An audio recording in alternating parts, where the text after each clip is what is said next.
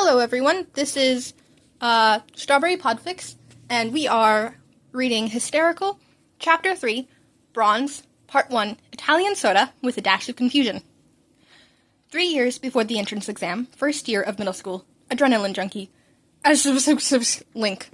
Lord Explodo. The hell? Stop sending me your nerd shit. Adrenaline junkie.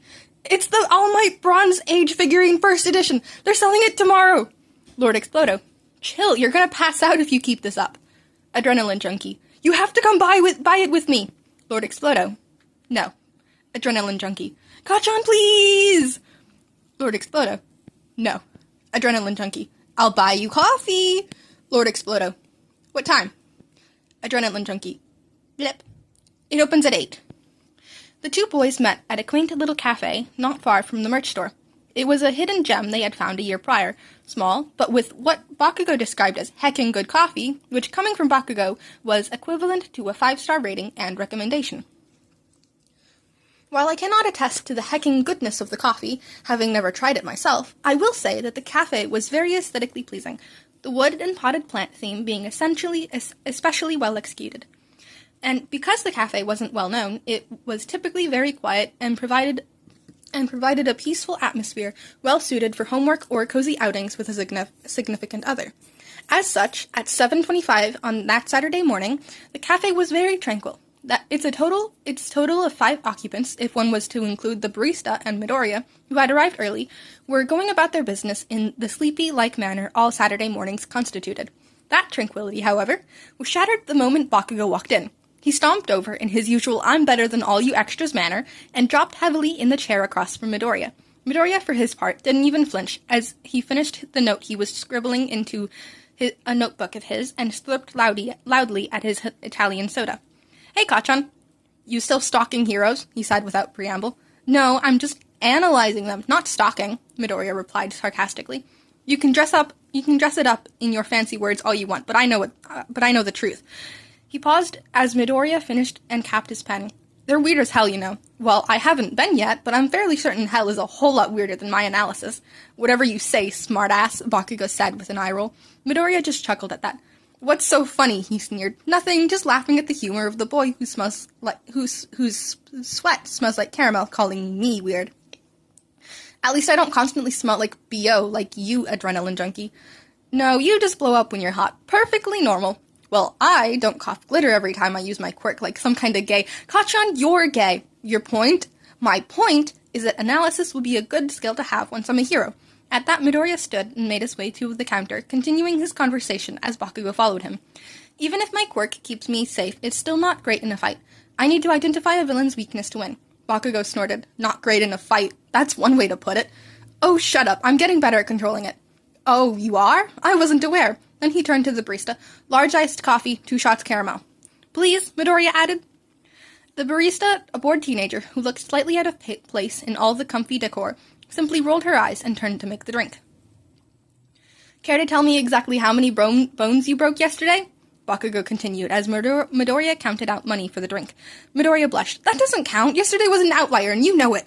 Was it 3? 4? Oh, wait, it was 27!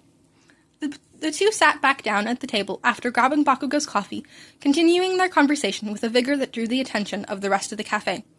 The rest of the cafe accounted to not much, mind you. There were only 3 other patrons, a man in his late 40s, and a young couple that looked to be early 20s. That meant that aside from Bakugo and Midoriya, it was relatively quiet. Not that they seemed to care. It was an accident! Izu, I saw you trip over your own feet, shatter both arms trying to catch yourself, and then proceeded to fall down 3 flights of stairs. He threw up his arms. I don't know how to do that on purpose, for crying out loud. How the hell did you manage to do it by accident? I'm talented like that? Your only talent is ruining all my clothes with all your blood. Well, excuse me, I never asked for you to carry me home. You had bone showing. What was I supposed to do? Midoriya scoffed. My legs were fine. They were fractured in 6 different places, but not broken. At that moment, a man dressed in a black shirt, a black beanie, and a black coat that he stuffed his hands in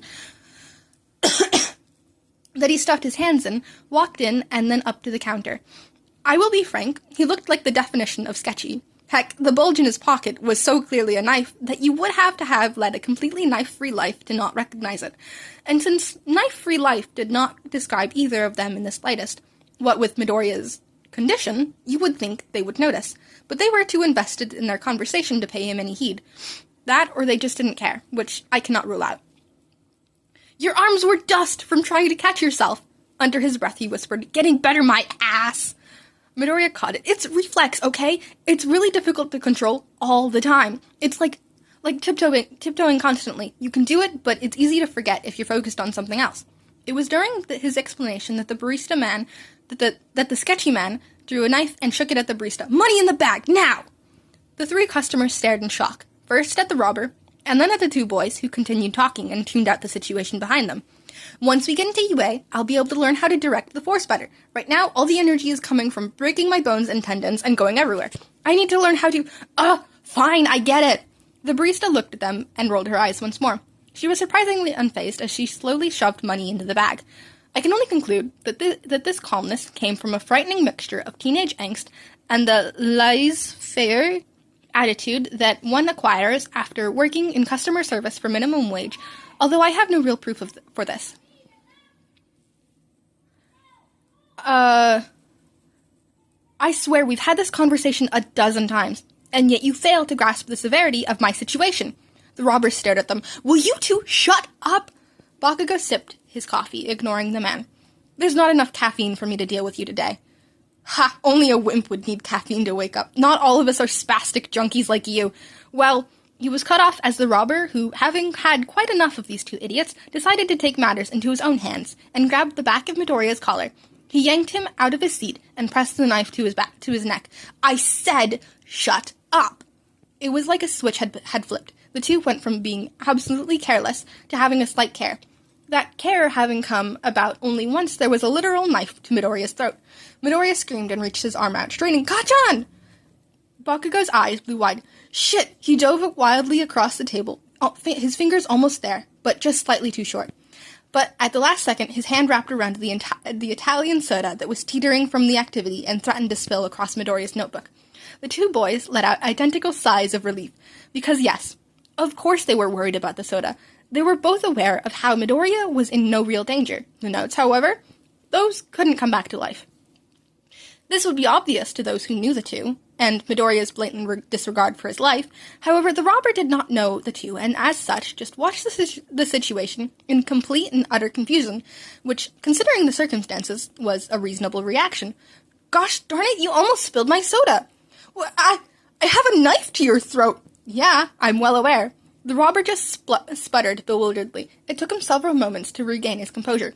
"You, kid," he said to Bakugo, "hands in the air, your friend gets it." "Oh, yes, please, end the bitch."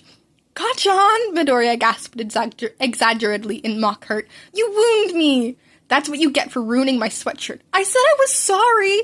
"I don't think you understand." The robber pressed the knife into Midoriya's neck, cutting him off from his argument. "I will kill him."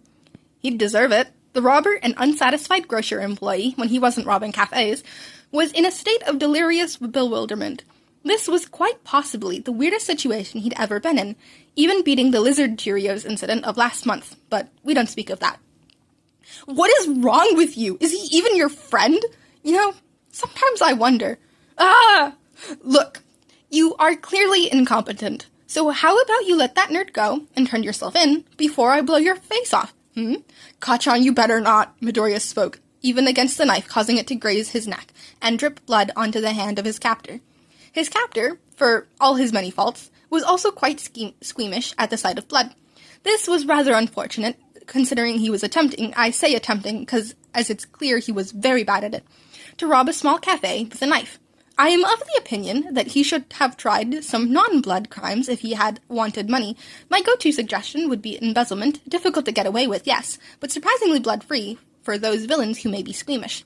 Regardless of what he should have done, the fact was that our homophobic criminal was now painfully aware that there was blood in between his fingers. There was a high-pitched squeal as the robber let go of Midoriya and simply stared at the blood. He swooned, he shook, and he fainted. "What?" That was rather anticlimactic, Midoriya said as he coughed and rubbed at his bloody neck. "Lend me your scarf, would you?" Bakugo obliged, and Midoriya wrapped the material around his wound. There goes more of my wardrobe to your blood, Bakugo grumbled. We should probably call the cops, huh? Midoriya said, dodging the statement. The barista, who up until that moment had been quiet, spoke. I called them ages ago. She popped her gum. Ah, well, that works, I guess, Midoriya said, before he jerked back his face to Bakugo. Crap, what time is it? He then proceeded to pull out his phone and find out for himself. No, we're late! Oh no, how tragic. Come on, let's go. He bounced in place as Bakugo gathered up his coat. Fine, but you owe me. I bought you coffee. Yeah, and it nearly got you killed. What's new? And thus the two left, arguing all the way, leaving behind 3 confused customers, an unconscious body, and an exasperated barista attempting to explain the robbery to a pair of cops. And that is the end of this chapter, or this part of the chapter. Sorry, this one was late. I think I'm either burnt out or sick. I don't know which one it is yet, though. And like, subscribe, comment, you know what to do. And I will see you next time.